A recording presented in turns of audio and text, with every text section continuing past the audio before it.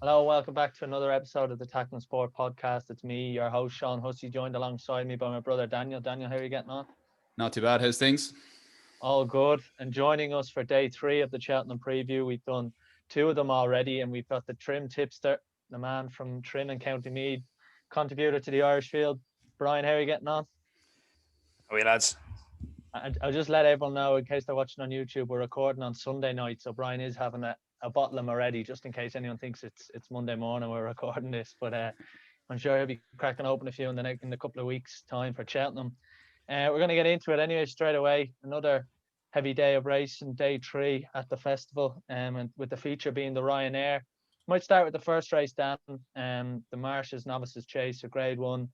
It's hard to look or talk anywhere else but Envoy Allen at the start, and moving now to Henry de Bromhead's yard. Jack Kennedy is still going to retain the ride. Like, is this?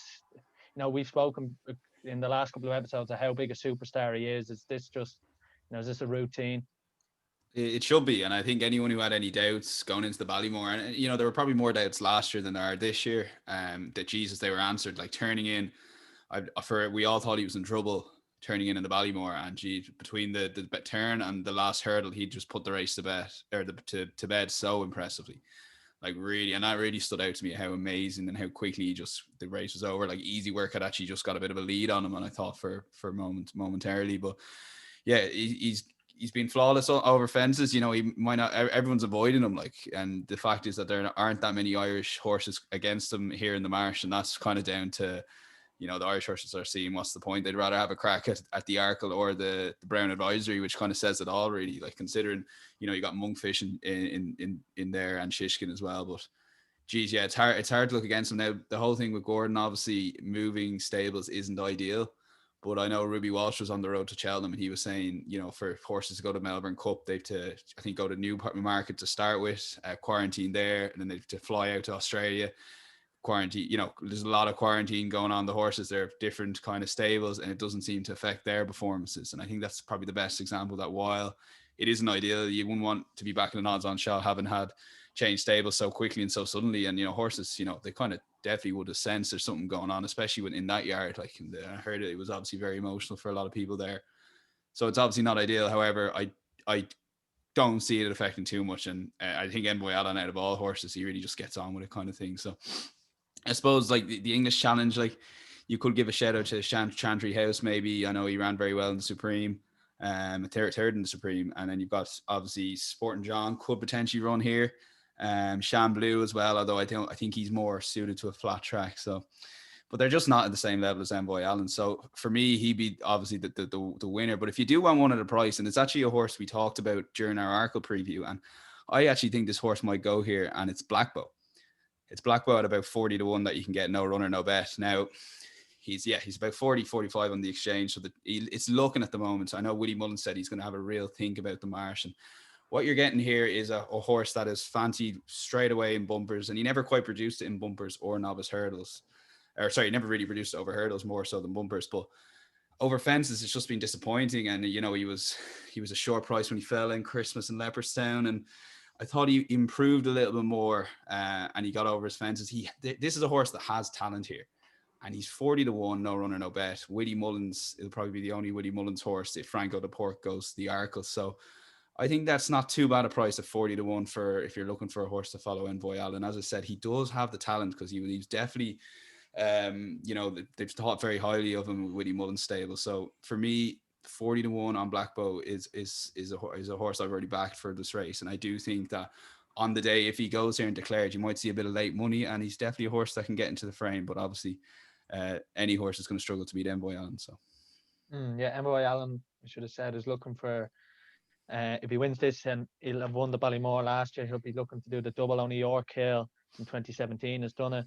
Brian, like we've spoken about before about Envoy Allen, like Jack Kennedy as well, is going to retain the ride. Do you see this as, Envoy Allen against the field really, and the betting is probably in the bigger prices?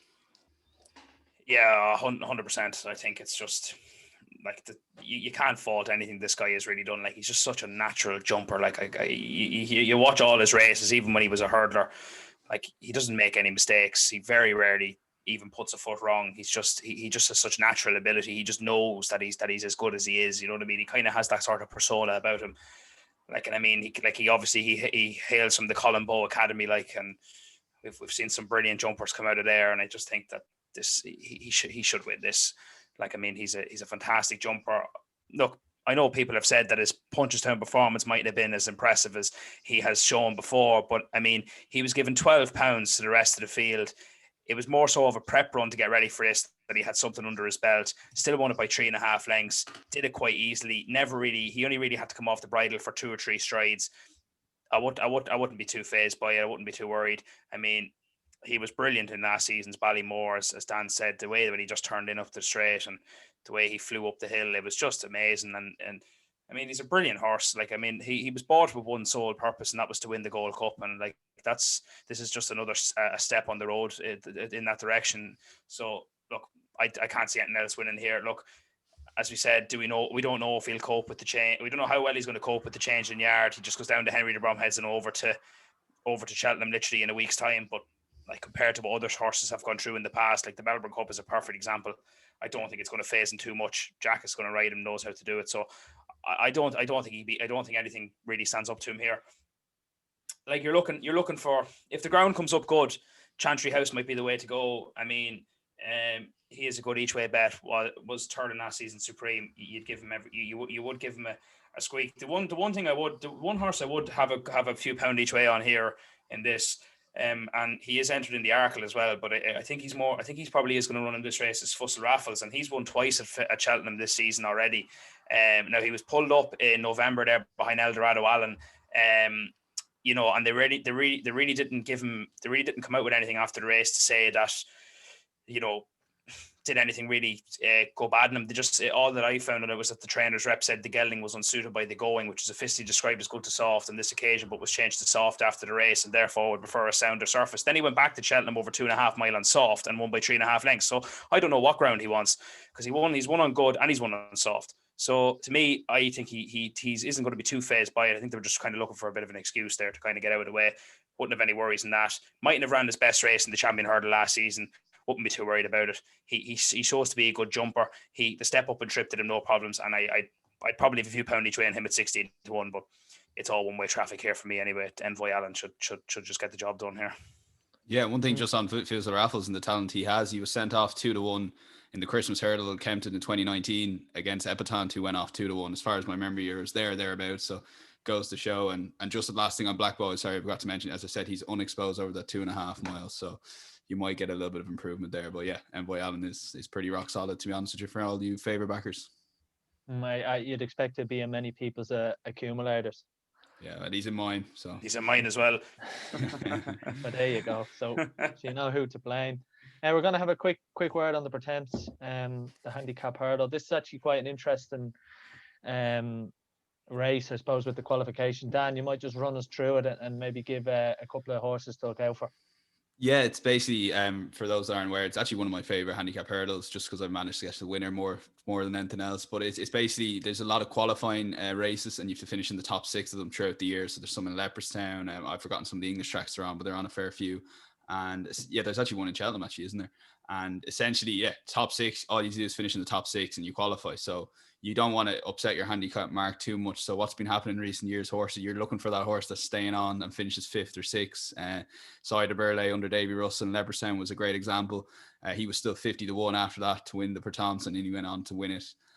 So the bookies, not just the bookies, but a handicapper as well, has copped on a little bit more to that. So I guess if you're looking to, as a good starting point, I know the trend's back looking at that Leopardstown race at Christmas.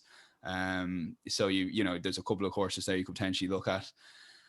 Like, I know the Boss's Oscar, it was involved in that race, but he's been put up a fair amount for that. So he would have to be as good as a Cider Burley, or, you know, a Presenting Percy that's won this race before. So you know, the chances of that is low enough. So you're looking maybe someone for a price, because like those at the top of the market are, you know, potential grade 1 future horses. You could argue they're probably going to come to the fore. But I guess there's a couple I like, but the one I suppose I'd be putting up here would be Honest Vic, at about 25 to 1. Yeah, it's 25 to 1 in a place and 22 to 1 no running, I bet.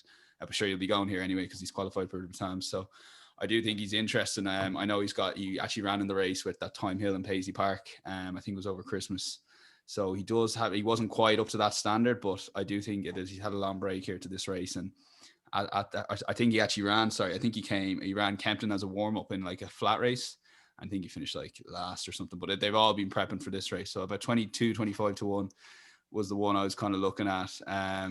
But yeah, like we said, it is kind of looking at that race, that Leopardstown race. I know Brian I think fancies one in that race. So it'll be interesting on the day to see where the money kind of comes. But for me, if you're looking for one at price at the moment, at the current price is Honest Vic at about 20, 22 to 1.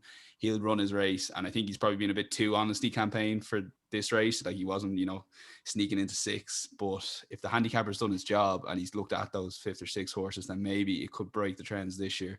In which case what you're going to get from Honest Vic. You're going to get an honest run, excuse the pun. So yeah, for me, Honest Vic at about 22 to 1, no run, no bet is a good bet at the moment. And he ran in the festival last year in the Carroll Cup, finishing 5th. Brian, do you have any fancy in this one? Yeah, I have a fancy in this, and I actually thought I was the only EGIT in Ireland that actually gave this horse a bit of a squeak, and then Kevin Blake appears on the after races preview and gives this as his nap for the festival. And he made a pretty good case for it, and all I can really do here is echo what he said, because she came like, I just have a sneaky feeling that this is always Paul Nolan's target this season. And I mean, like, this horse was second here in November, albeit on the old course, but came from a very long way back, and it stayed very, very well and was just pipped at the line by On the Blind Side. And went to Leopardstown for the qualifier in this at Christmas, and they rode her completely differently. They went up she rode upsides the pace. She was taking the gallop along really. She raced very free. She hit the front very soon and just kind of looked like she got very tired and actually just kind of ran out of steam and held on for 4 to qualify for this. And then she kind of uncharacteristically fell at the Dublin Racing Festival, albeit over a shorter trip. But I just think that, if you go back to the way that she ran in that Cheltenham race, that's sort of the ability that she has here. And like I know her form mightn't really stand off the page, but I mean, I was very taken by that run. And like, Paul Nolan has done this with horses before to go into Cheltenham that have just snuck in under the radar. And I just think that, the new course and the fresh surface that might be on it, it might be a little bit, might just come up soft, mightn't be too cut up yet. I think it'll just play to her strengths. And I think that a more patient ride on the day, albeit we're not really sure who's going to ride her. Robbie Power rode her that day that she was second at Cheltenham, so maybe he might take it again. But I mean, maybe a more patient ride on a little sounder surface might just play to her strengths here. Like, this race is wide open. Like, I mean, the only thing that she has against her is that she comes in here off a mark of 134. Now, only one horse in the last 10 years has won this race off a mark less than 134, and that was in 2010. I forget the name of it, Buena Vista, I think it was, and that actually went on to win it the year after as well. It did a bit of a sire de Burley on it. But I mean, look, I'd back her. I backed her 33 to 1. She's backed into 20 to 1 now. I think that she'll be suited by this race. She'll like a big field. So look, I'd give her a chance. I mean, I wouldn't say now she's an absolute certainty, but I mean, I would certainly have a nice few quid in her each way, and she's bound to run a race, and this has been the way that she wanted to go all season. So I think that this is the way to go. Just a quick word on Paul Nolan. It's quite an interesting story, and obviously how successful he's been in the last few years. Yeah, look, he's been brilliant, and he's had a couple of sort of nice winners at Cheltenham over the last couple of years. I suppose he holds quite a unique record, and I think he trained like the winner of the Galway Hurdle 3 years out of 5, which is like a very hard thing to do. I think it was like 02, 03, 02, 04, 05 or something like that. He managed to train, like, which is like the most competitive handicap on the Irish summer calendar. Like, so he knows what he's on about. Like, I mean, he's had plenty of winners at the Cheltenham Festival over the years. He won the Fred Winter. Nina Carby rode a horse to win the Fred Winter. He won the JLT as it was at the time in 2011. Noble Prince won it. He's had a Hennessy Gold Cup winner. And he knows how to get the job done. He comes in here under the radar, but I think that's kind of the way that a lot of his Cheltenham winners have kind of come, as sort of a horse that has kind of had a quiet season, quiet preparation, because he knows where he wants to go. I think Discaramble was the same in 2019 for the National Hunt Chase and was just pipped at the line by Delbroy. So like, he knows how to get them done. Like, he had, like, latest exhibition has obviously been the apple of his eye the last while, and maybe it just isn't performing up to his level over fences. So maybe Mrs. Milner might be the one that'll get him at Cheltenham. I think that's the way to go. Yeah, I think it might only be his only runner as well if latest exhibition doesn't go, which is, there you go. But yeah. So that's definitely one to keep an eye out. Next we're going to go to the Ryanair, and I suppose this is an interesting one. 4 out of the last 5 have been Irish trained, with the exception being Frodon, one of the most memorable races in recent years, and that hour, which we might get onto with Paisley Park in a little bit. Dan, it's an interesting race. Min won it last year, Frodon the year before. Where do you see the winner coming from? Is it going to be another Irish winner? Yeah, well, looking at the betting, it's more than likely. Like Willie Mullins has a strong hand in this. You got Allaho, Min, Mellon there. So you could easily be 3 of the top 4 or 5 on the day. And be interesting who Paul Townend rides. Actually, for me, could potentially go for Allaho, but Min won it last year and has the form of the book, albeit he was very poor last time. So, and this is one that Patrick Mullins might have had a say in as well. Yeah, he'd have been riding Mellon, so it's very disappointing for him. And obviously, he's not going anymore, like we discussed last week. I was on about the 90%, and I guess it was the 10% came in. I was surprised enough, but obviously, it doesn't make sense for him, which is absolutely fine. And that you could make a case for a lot of these. For example, Mr. Fisher ran in that Marsh chase last year, behind the great race between Sam Crowe, Mellon, and Faheen. He's improved a lot this year, and a year older as well. You got Fakir Dury, who was second in the Arca last year, and I think 2.5 miles is his trip in the Ryanair. But again, the price of a lot of these is gone, and there are a lot of single figure prices. So the one I kind of liked, and I mentioned on the Marsh. So I like Mellon. I do like Mellon. I think he'll go pretty well here. Out of all the Willie Mullins horses, he's the one I'd side with. However, at the prices, I do think it's worth taking a punt on Sam Crowe at 16-1, no runner, no bet, because he's got the Cheltenham form, and you'd have been laughed out of the place if you said Sam Crowe like this time last year. And I think he went off 4-1 for the Marsh that he won last year. So I know his prep hasn't been great, but I just think he's a horse that just comes alive in the spring, and he's not a horse that he's not really bothered in the cold like most of us, I think is a good way of putting it. So who wants to win in October or December, and he's going to save himself up. He's treated like royalty, in Gordon's stable before all that happened, obviously. But for me, at the prices, I do think at 16-1 you're getting a 2-time Cheltenham Festival winner, like a serious potential. And if he turns it on the day like he does, and this horse comes alive at Cheltenham and comes alive in the spring as well, you're getting that 16-1. It's no running a bet, and there's 14s elsewhere. I do think at the moment, the prices currently, he is the small bit of value in the market, and I think that's been overlooked a little bit because he's out of sight, out of mind, really, and not many people are talking or banging on the Sam Crowe drum in previews and stuff like that. But for me, I do think at 16-1 he prevents serious value, and if he does get declared, the money will come from, because it's Sam Crowe and it's recognised, and he'll only be sent over by the O'Learys if he's in any sort of shape or similar to he was last year. So.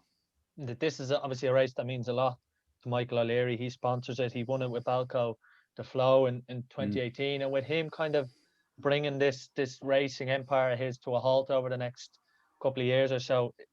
Do you see him looking at Sam Crowe and kind of with that glint in his eye of winning the Ryanair for the second time? Yeah, well, he's definitely his. Sure, has he got anyone? He's got. I think it's his only runner, or will be his only runner. Like you mentioned, Balco, the Flow was surprised he beat on the So. On the day, brilliant. And he's actually, funny enough, he's in the market for the cross country, so he's still in the entries there, and he hasn't run over the cross country fences, so that'll be very interesting. I'm keeping my eye on him for the cross country if he does come alive, or if I hear any rumors that he's schooled well over there or anything. But yeah, it's Michael Leary will obviously target his race. I know he always said he wanted to win it, and then he did.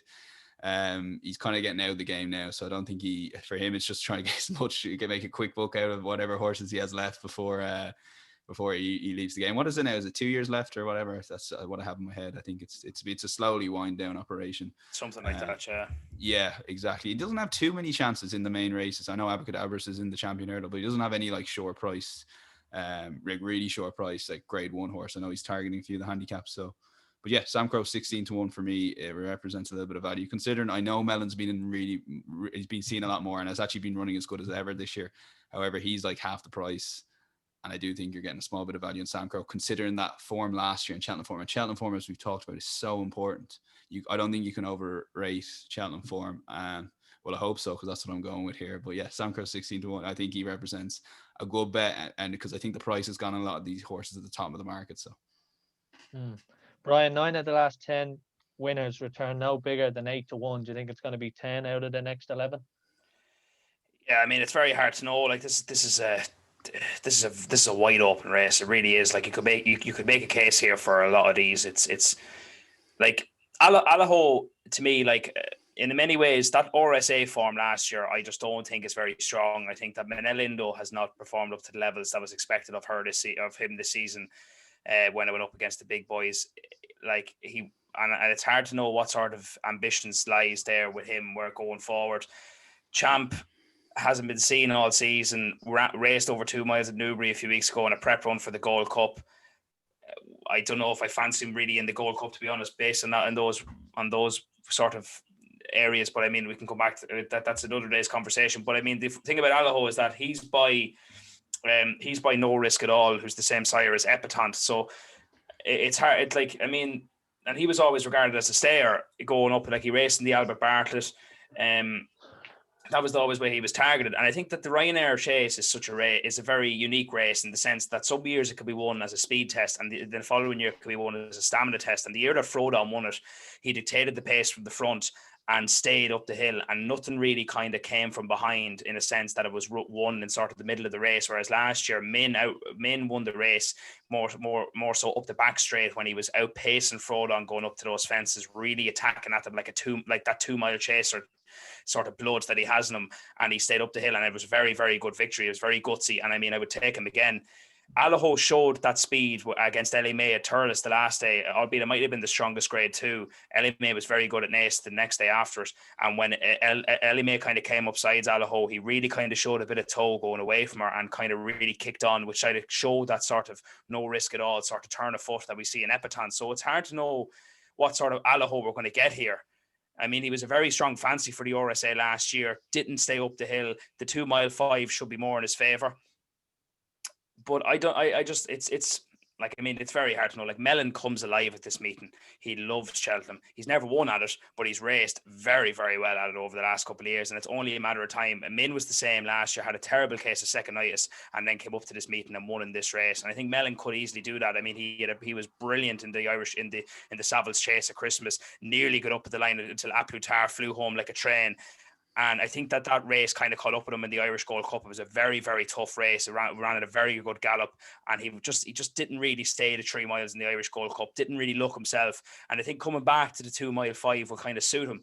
I think he's versatile in what sort of ground turns up. I don't think it'll really sort of affect him too much.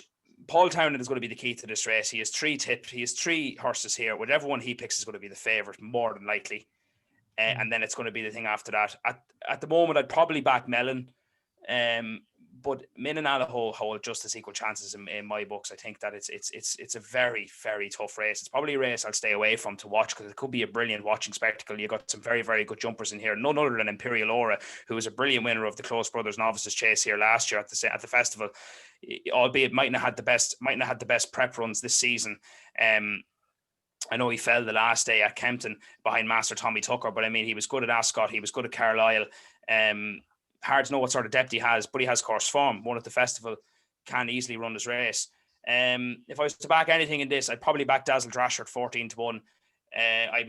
He was an Ascot chase winner. If the race turns into a stamina test on good heavy ground, I would have him in my camp. You know, he was good. He stayed away up the hill. He beat Master Tommy Tucker by 2 or 3 lengths. Like, obviously Surname didn't run his race that day, but he was once the highest rated chaser in the British Isles. So, I mean, albeit maybe Dazzle Drasher hasn't raced this level before, but I mean, he's a grade 1 winner in this field. He's won 3 of his 4 races this season. He has won at Cheltenham before in the April meeting in 2019 on good ground. Won the Ascot chase on soft, as I said, over 2 mile 5. So if it turns into a stamina test, I would be delighted with having him at 14-1. If it turns into more of a speedy ran affair, it's hard to know. I think Min has the ball in his court, but I said to you, Allaho's pedigree could come to the fore here. So look, it's a very, very good race.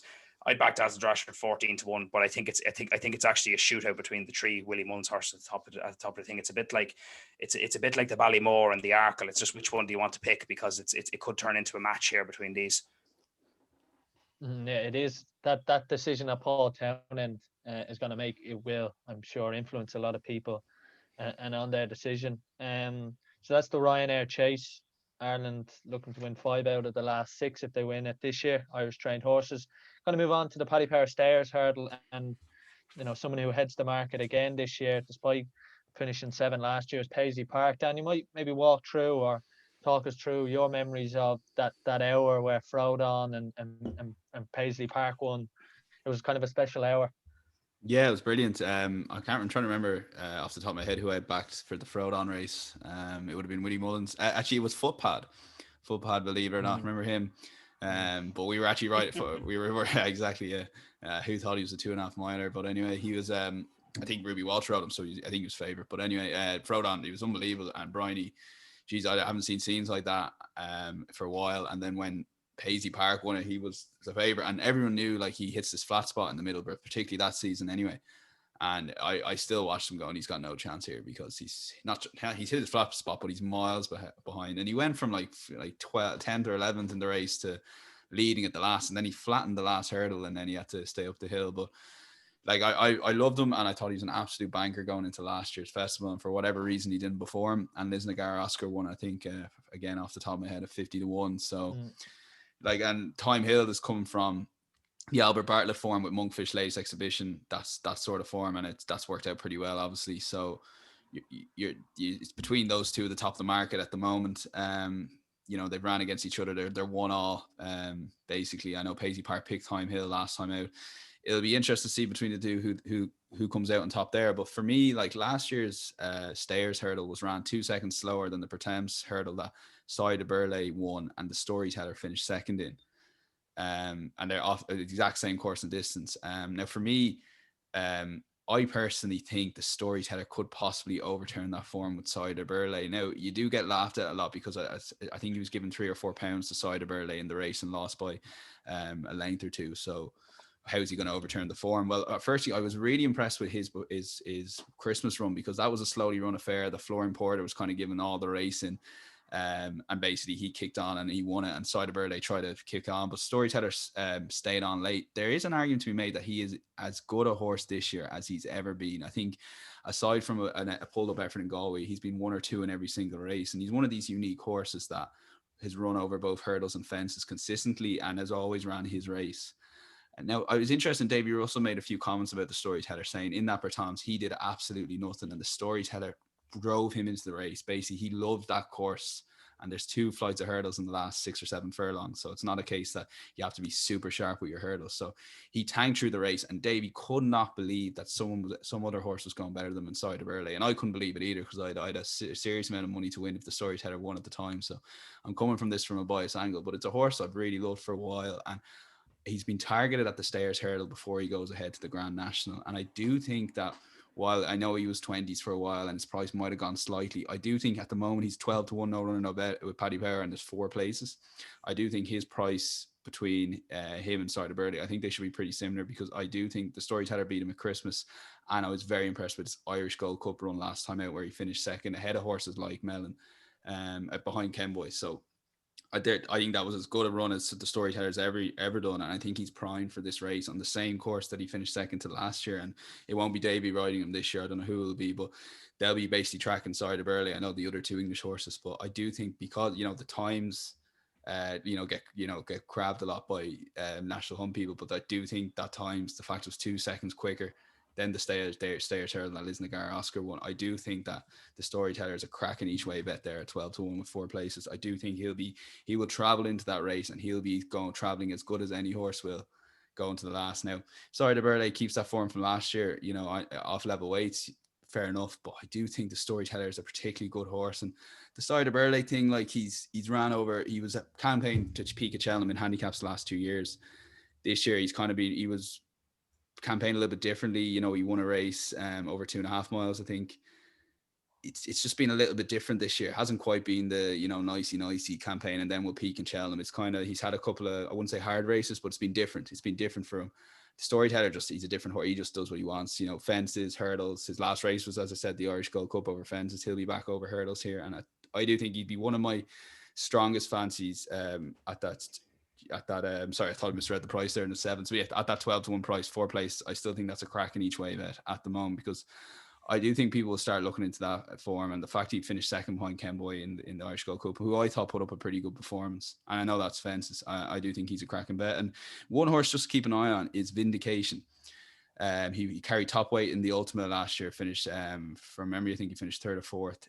He's 20-1, no running, no bet. He's either going to the Gold Cup or the Stayers Hurdle. As far as I know, he's going to run in Cheltenham. They're going to make that decision next week. I do think if he gets declared here, he's been predominantly running over fences now, but if he gets declared here at 20-1, he won't be 20-1 on the day. Like he's a serious horse, and he's always been looked at as an Irish or as a Gold Cup horse, but the Gold Cup is so I don't think he's quite at that level, but Stayers Hurdle could be worth a punt. But yeah, for me, my fancy here is the Storyteller. I do still think there's juice in that 12-1 price. And I do think he can overturn the tables side of Burley, which I don't think is a popular opinion out there, but I think personally he's as good a horse as ever. And I think 12-1 represents a good cracking bet, especially that I've just seen there that you get 4 places at the moment with Paddy Powers. Yeah, Brian, is that where, maybe people should be looking at the higher value? Dan mentioned there earlier, Lisnagar Oscar, 50-1 shot. Reading here, 6 of the last 7 have been higher than 7-1 as a starting price. I know that Time Hill and Paisley Park are going to battle it out, but do you think there is options elsewhere? Yeah, 100%. I think it's a brilliant. I think this is a brilliant race. Look, Paisley Park and Time Hill it could turn into a match. It might or it mightn't, but I think what the two of them have. Like, Paisley Park has obviously been the most outstanding stayer in this division over the last kind of 2 or 3 years, and he had the potential to really, really dominate it. And now I understand now last year, he was poor in this race. Now he did lose 2 shoes. I wouldn't call that maybe too much of an excuse, but it is a factor. And never really got the run of the race. But I absolutely love watching him. I love the way he races. I love the way that he looks like he's just under so much pressure, but just has so much left in the tank. He's a joy to watch. It would probably be one of the stories of the festival. Like, if you were to make the top 4 or 5 stories of the Cheltenham Festival, he would definitely be in the top 5 if he managed to come back and win this. Now, history is against him in the sense, I think like something like 41 horses have tried since like 2004 to win this race after running in it the previous season, and not one of them has won it. So it's very hard to make the case that way. But if you were a favourites backer, by all means, you'd have a good chance of backing this. But I would 100% look elsewhere. Like, there's cases to be made for so many of these. I would 100% agree with backing the Storyteller. I think he's a grade 1 winner over fences this season at Down Royal. Like, I mean, his form is good. He loves the thing. Like, Sire de Burley is one of these horses that just sometimes when he races in Ireland over the last couple of years, he doesn't get the same hustle, bustle, pace that Cheltenham brings with it. And he just comes alive at the meeting. And I mean, he won last year's Pertemps off a mark of 152. And albeit it's a handicap, but he loves big fields. He loves a good strong pace. He loves a good challenge. And I think that he's probably overpriced in this. He's 7-1. I think it's a very good bet. But I mean, I have a bet done in this race already, and I only did it because of the way the trainer spoke about it. And I back Kenboy at 12-1. Like, Irish Gold Cup winners going to the Stayers Hurdle is kind of unheard of. But the first thing he said when he was asked after the race, was he going for the Gold Cup? He said, no, he's going for the Stayers Hurdle. That's the first thing Willie Mullins said after the race. And ever since then, I backed it straight away. That was in the 7th of February. I haven't backed since. And I just think he could sneak in under the radar here. Like, I mean, he's a top class chaser. He's proven that. Maybe mightn't have performed as well in Gold Cups when he's been there. I know he fell in his first one, and last season maybe just didn't get the run of the race that he wanted, and didn't really perform coming in. But I mean, like, when he went to the Betfred Bowl, the Entry Bowl that season, he was unbelievable. He won the Punchestown Gold Cup. He won the Irish Gold Cup. He's won the Savills Chase. I mean, like, he probably has won the most prize money out of these. I think he's the highest rated horse in this race, albeit he's most of his, obviously it's a chase rating. But I mean, like, I got 12-1. He's 9-1 now. Money is starting to come from. Willie Mullins has done that kind of before, where he's kind of thrown an unexpected horse into this race that maybe might be fancied. Nichols Canyon is the one that stands there for me. I know Nichols Canyon had raced that season over 2.5 and 3 miles in the USA, but he was always sort of talked up to go for the champion. And Willie said he was going to run him in the Stayers, and he won it at 10-1. So, I mean, if you're putting him one under the radar, I'd back him. I think there's a good case to be made. I think he might have not ruled it out, but I think they are leaning towards the Gold Cup. Is it just looking at the exchanges there? I think he's like 50s. But, like, again, if they did have a change of heart, he could be a cracking bet, yeah. Yeah, well, like, as I said to you, I only backed it because he said that he mightn't go, but I think he's a good bet. Like, Flooring Porter is forgotten about in this race. Like, I mean, he was brilliant at Navan. when he smashed the Boss's Oscar, and then was even better at Christmas, albeit he probably did get let a free rein of the race. I think that a lot of the preview nights that I've watched so far haven't even mentioned him once. Like Gavin Cromwell has the champion hurdle winner in his CV. It's not as if he's an absolute nobody throwing a horse into this race. He knows how to train a winner. So like I think that he should not be forgotten about. But like I mean, it's a wide open renewal. Like I mean, it really is. I think there's again, you could go through a load of things here. Like Fury Road was involved in that smash up finish with Monkfish and latest exhibition in Ashes, Albert Bartlett, albeit he mightn't have got the run of the races that he wanted this season. He was beaten by Beacon Edge at Navan only 2 weeks ago. Again, maybe we'll get like Cheltenham. The one horse that I think could be interesting here if he does run is Bacchusson. He's 33-1. I think he's going to run in the Coral Cup.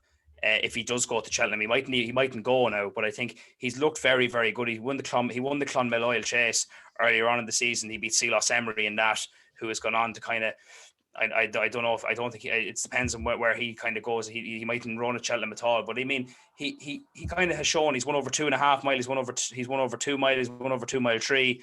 He kind of seems to take anything that comes in his stride. I'd back him each way at 33-1 if he goes for this. I said to you, he'll probably go for the Coral Cup. He'll probably take a chance in the handicaps, but I said to you, look, it's very wide open race. I mean, it could turn into a match between the top two here. It is wide open. If Ken Boy decides to go for this, I'll be happy enough. If he doesn't, I'll take my money back. I'd probably go with either the Storyteller or Florent Porter each way. But I mean, right off a few of these is your peril. I mean, like right off last year's winner at your peril. There's no reason why he can't come back here and run a good race. So look, it's a brilliant renewal of this. If the two of them get away like they did at Ascot, it could turn into a match. But I'm looking forward to this. This is going to be a very, very good race. Yeah, it's one each, as Dan said, for Time Hill beat Paisley Park and Newbury in November and lost by a neck to Paisley Park at Ascot in December. So next we're going to go to the Paddy Power Plate. Just briefly, Brian, you have a fancy here.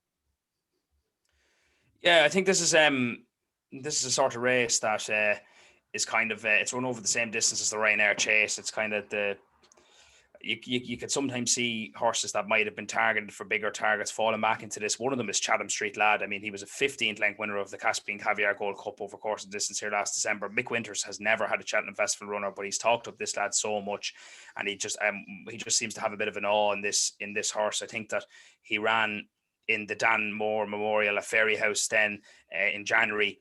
Finished third. That was over 2 miles. He came out after the race and he says isn't suited by that trip. Is suited by a little bit further. Loves a bit of a more stamina test in him, and they're going to target the handicaps. And this is the only handicap that he's left entered in. So I think he takes his chance here. Look, he won his. Mick Winter said that he reckons he has 10 lengths more than when he races left-handed as opposed to when he races right-handed. Now, how true that is, I don't know. But if the trainer says it, he's good enough for me. I mean, look, he comes into this, he's racing off a mark of 156. I think he's 12 pounds higher than when he won the Caspian Caviar Gold Cup. It's a bit of an ask. But I mean, he's 10-1. The Irish have a good enough record in this race. I mean, I would take him at that. I mean, he has course form. If you're a 15 length course winner in the same season and you go to Cheltenham Festival, you're absolutely going to have a chance. It's going to be a big ask for him, but I think he has every chance. I mean, as I said to you, he'd be more suited by this. He'd be more suited by going left-handed. He'd be more suited by a bit further distance, a little bit of a cut on the ground, and it should be away from him. And as well, it depending on if this horse runs in the mare's chase or not. If Happy Diva goes for this, it's another good bet to have at 14-1. She was second in this race last year off a mark of 149. She won the Paddy Power Gold Cup in 2019 off a mark of 143, and then went to that race this year. In this race this year, she's off a mark of 145. So she's 4 pounds less than her race last year, and this I think Simply the Bet's won it. I mean, again, is a course winner. Was second at the festival. Has that inner locker. Richard Patrick will probably ride it again. So I think course form is the way to go in this race. I think you have two good course winners there between Chatham Street Lad and Happy Diva. But I mean, there's a case to be made here for again a number of these. I think look, there's a good quality in this. You have Far Class. You have the Shunter has an entry here. He'll probably go over hurdles. You have Cocoa Beach. You have Umbrigado, Wave of the Sea, Live Love Laugh. You have Iblio. You have Eldorado Allen. A lot of these mightn't go for this race, but it's probably one of the better renewals of it. But I mean, if you're to go to try and pick a winner of this, you have to go with course form. And the two of them, I think, are your two sort of ways to go. Yeah, that's and that's the Paddy Power Plate. We're going to move to the Mayor's Novices Hurdle. Willie Mullins has dominated it. He's trained all 5 of the winners. He's got a couple of fancies in this. Dan, I'll go to you. It's a grade 2. Where do you see Willie in this? Do you see him coming and winning it again for the 6th time? Yeah, because he's won I think he's won nearly every mayor's race. I don't know the stat, but it's I saw it the other day. It was pretty ridiculous. He will probably win it here. Yeah, the Mayor's Novice, because it's a new enough race. I know, like, the other way he had a 66-1 winner a couple of years back. You know, there doesn't seem to be a standout first string, I guess, at the moment you're looking at, and it's potentially Hook Up. And he's a horse. I backed her a couple of weeks ago for this race. Now I know the price has gone in a bit, but she basically finished behind in that Dublin Racing Festival race behind Appreciated and Ballyadam. And the thing with that is, obviously, the Supreme's going to be on the first day, and even if Appreciate doesn't win it, I'd expect that Ballyadam, would be my second. You know what I mean? I think the winner will come from that race, and even Blue Lord could improve. So you really see you could have the top 3 of the Supreme on the Tuesday, and then people will start looking at it and going, well, who was 4th in that race, a length and a half behind Blue Lord, and that was Hook Up, who was priced at 50-1 for that race. And I know she's not the best jumper of a hurdle in the world, but this course, again, it's the same course as Stayers Hurdle to finish anyway. So it's like your 2 hurdles of the last 6 or 7 furlongs. So you don't really need to, when the race is really on, have to jump that hurdles perfectly. Obviously, you still need to jump 2, but normally in a race you'd have 4 or 5 potentially. So for me, Hook Up, while she is, the price is kind of gone in the sense that she's 5-1. I do think if that Supreme works out the way I expect it to do, and even if Appreciate doesn't win, I'd expect, as I said, Ballyadam or one of those horses to at least win it. That form looks pretty good, and I think Hook Up would potentially go off as a 3-1, 7-2 shot off the back of that, and even shorter if Willie Mullins is having an amazing week and people latch on to her being the first string here. So I think it's pretty simple in that case that this is a horse that could potentially shorten up on the day, and if you're getting 5-1 at the moment, no bet, I think that is a good bet. So there's a case of a lot of other horses here, like Royal Cahill, there's Glens of Antrim as well. But for me, I'll personally be going for Hook Up. I've already got her backed, and I still would recommend her at that 5-1 price, given that she will possibly shorten even further if the Supreme works out on Tuesday, as I expected to. So. And you imagine Paul Townend will be on Hook Up. A horse I have written down here, Brian, is Glens of Antrim, 9-1 with another Willie Mullins. Do you agree, Dan? Do you think Hook Up is the top one, and it's it's going to be another successful Mayor's Novices Hurdle for Willie Mullins? Yeah, it's quite a unique. I think this is only the 6th renewal of this race, but it's like the first one that he hasn't had an absolute sure thing in this. I read a funny stat the other day, or we were watching. I was over with a cousin of mine looking at the races preview, and we were actually analysing that 3 of the last 5 winners of this race have had a win at Sligo in the same season as winning this race, which I thought was absolutely bizarre. And we went through every single Irish horse in the race, and not one of them was running Sligo. Oh, what a waste! It was a complete waste. But it was funny because we were just talking about different tracks and stuff, but it was quite a funny one. But anyway, besides that, I actually kind of agree with you, Hussey, on Glens of Antrim. I think that if you're to try and find value in this, there's no reason why she won't run a race. I mean, she was second behind Stackler at the at Christmas in that maiden hurdle, and then was second again then behind Mr. Incredible at Naas a couple of weeks later. And I mean, she kind of looked that way at Naas, that when she raced just coming into the straight at the last 3 or 4 furlongs, she just didn't really seem to have the extra gear in her to kind of get up to that. To get up to them extra thing, which suggests that to step back and trip to 2 mile might actually play to her strengths. And I mean, at 14-1, I would probably have a few quid in her each way at that price. I mean, that was the only horse I really thought might actually have a squeak in this, because there's no I would be too busy. Like the first 3 in the market have all beaten each other, like because like Royal Gahala beat Hook Up, and then Rosie's Hollow beat Royal Gahala, so you don't really know how to really kind of grade it between them all. If Hook Up improves from a run at the Dublin Race Festival, she's probably the most likely winner. So look, I would probably, as much as I'd love to try and delve in between them all to have a go, I would probably go for JP second string in that Glens of Antrim. I wouldn't have a 2 problem back in that. And the same thing can be said for the same thing could potentially be said for Tell Me Something Girl. I mean, like, she was 3rd behind Heaven Help Us at the Dublin Racing Festival in that big Mayor's Handicap. She could potentially step back into novice company here.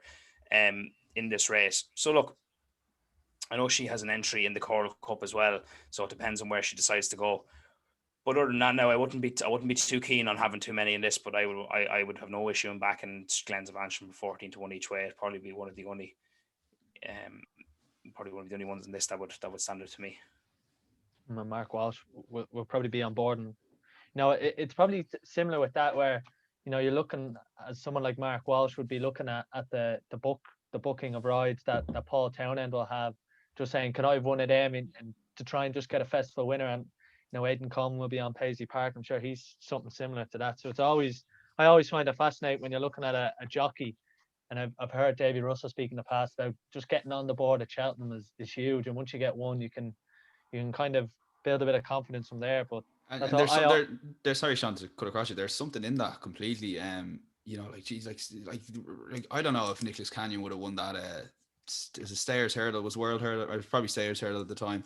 If Ruby wasn't off to Florida, the Willie Mullins stable had just got their first winner of the day in Undersow and ended up winning 4.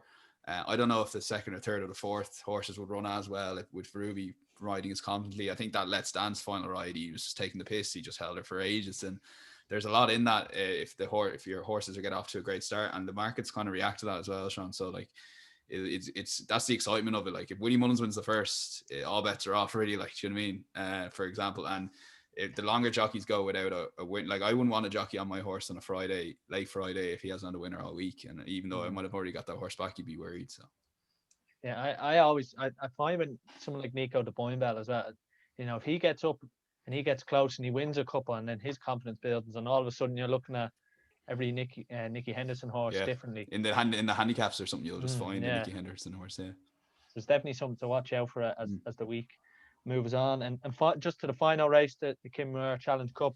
Obviously, it's traditionally amateur jockeys. We spoke last week about how it's not going to happen this year. Milan native won it last year. It's a 3 mile, over 3 mile, 2 furlongs. Run Wild Fred is 5-1.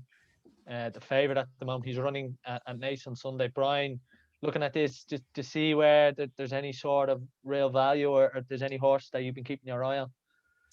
It's very tough, this. I mean, this is going to probably turn into a bit of a grueling staying test. Usually quite a good race. Pity won't be run by amateur. There won't be amateurs in it. I think Jamie Codd is the winning most rider in this. I think he's 4 winners.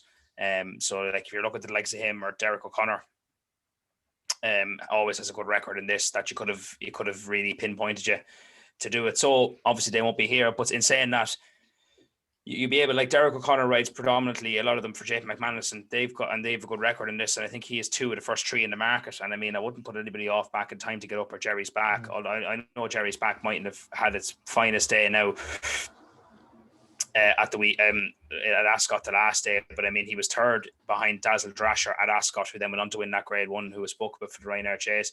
It was 3rd at Ascot, then behind Regal Encore. It was 3rd in the race that LeBroy won in the National Hunt this 2019, but it was 48 lengths back in 3rd.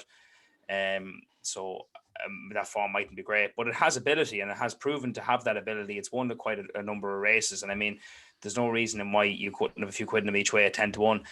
Time to Get Up is probably going to be JP's first string in this. He's usually the guy to go with in this race. But if I was to back one, I'd probably go with Kerry Lee again and back into Machine. Good name for a horse. But Faheen the Machine. Yeah, well, this thing now mightn't be up to Faheen's level, but I mean, he's had a good enough season this year. I mean, he won a handicap chase at Uttoxeter at the beginning of the year. Went on then won a quite a competitive novices handicap at Ascot again. Beat Young Bull by 3.5 lengths. Mightn't have got as good a run as he might have wanted at Newbury then at Christmas there, and then was second behind Remastered only 2 or 3 weeks ago at Ascot again over 3 miles. So Remastered is predominantly, I think he's going for the Brown Advisory. So I mean, if that's what you're thinking, that he's second behind a sort of Grade 1 rated horse, then the extra staying trip here might suit him. And I think that at 14-1, I would have a nice few quid. I would have a few quid each way. Look, Vintage Clouds is a very good stayer. He absolutely flew up the hill here in the I think it was the 2019 Ultimate. He ran an absolute monster of a race. He kind of flew up the hill towards the end of it. That was what he was second behind Beware the Bear. That was off a mark of 144. He comes into this off a mark of 143. So that would be another good each way bet in this. I mean, course form goes well. He stays very well. He's running a few nationals, but I wouldn't be too keen now on saying that I'd have a massive say in this. But they're two to keep an eye on, I think. But other than that, now I'd probably be keeping quiet. Yeah, I was looking at this. Time to Get Up's an interesting one. 11-2, one of JP's for John Neal, but it was second to Monkfish in December of 2019 at Fairy House, but he was being trained by Joseph O'Brien. I just kind of ask you there, Dan, what do you think a Time to Get Up and overall with the race and maybe the difference this year with professionals as opposed to amateur? Yeah, because like the key to this race is normally like in like a lot of the amateur races, just especially when you're struggling, it's just get the main amateur jockey. So you almost have to do a bit of work on this. Yeah, for me, I haven't had a good look at this race. I'll be honest with you. Hold a Note might interest me. Although it's probably the wrong trip for him. I know I was really like that race, but when he lost to Galvin and Imperial Aura, that's working out pretty well. Well, hopefully it'll work out pretty well. I guess Imperial Aura hasn't been great this year, but Hold the Note could potentially interest me, but it's not a race I've looked massively into at the moment, and be one of them waiting for final declarations. It's just because you don't know what's going to run that sort of thing. But yeah, it'd be more on the day. I'll kind of have a look at this race, to be honest. So that's the races that's of day 3 at the festival. I'll just go quickly and ask for your nap of the day. I started with Brian on day 2 of the festival, so I'm going to ask you, Dan, for your day 3 nap. I get sucked into a lot in the main races being naps. You should really stay away from them betting wise. However, I really like the Storyteller, and I do think he'll be traveling as good as anybody coming to the last. He'll be ahead of Paisley Park because Paisley Park keeps late, so that's not any massive achievement. But I think he'll be tracking Time Hill and his side of early. And yeah, the experience he's had, like there's 1s and 2s around his name. He's ran it like 7 or 8 times this season already. They're gearing him for the Grand National, but he'll be pretty primed for this race. What did I say? I think 12-1, 4 places. That'll do me on the Storyteller. So the Storyteller for Dan. Brian, what's your nap? Yeah, I don't know. This is very tough day to kind of be picking a real short thing winner apart from Envoy Allen, but I try to stay away from those short price ones when picking naps. And look, if I was to probably say at the moment who my most likely winner of a race would probably be Mellon in the Ryanair. I think he comes alive at the Cheltenham Festival. I think he ran brilliantly in the Savills Chase at Christmas. The half a mile step back should suit him down to the ground. He ran a belter in the Marsh last year over the same course and distance. So I think he'd be my nap there at 6-1. And if you're to push me on one, I'm interested in the Glens of Antrim for Willie and Mark. And we obviously know Willie's success in the Mayor's Novices. But that's all from us for day 3 at the festival. Hopefully at the end of day 3 we'll be looking forward to Gold Cup Day and not dreading it. But that's all from us. So I'd just like to thank Brian Dowling from the heartland of Trim, the Trim Tipster. Thanks for joining us, Brian, and make sure to check out the Irish Field where Brian is a contributor to it, their Cheltenham preview. So thanks for joining us, Brian. Thanks, lads. And obviously thanks to Daniel. Yeah, just to mention, we have the Cheltenham live preview tomorrow night for those listening, Tuesday 7:30. We got Hugh, Cahill, Ed Quigley, we got Andrew Blair and Jack Dawling. So should be good crack on that, and I'll be doing a lot more asking the questions. I don't to listen to me tipping too much, but yeah, should be a good crack. And that's on our YouTube channel and Facebook, Twitter page. So. And we'll be back next Monday for the final day's preview, day 4. So that's all from us. Thanks for listening, and we'll see you next time. Take it easy.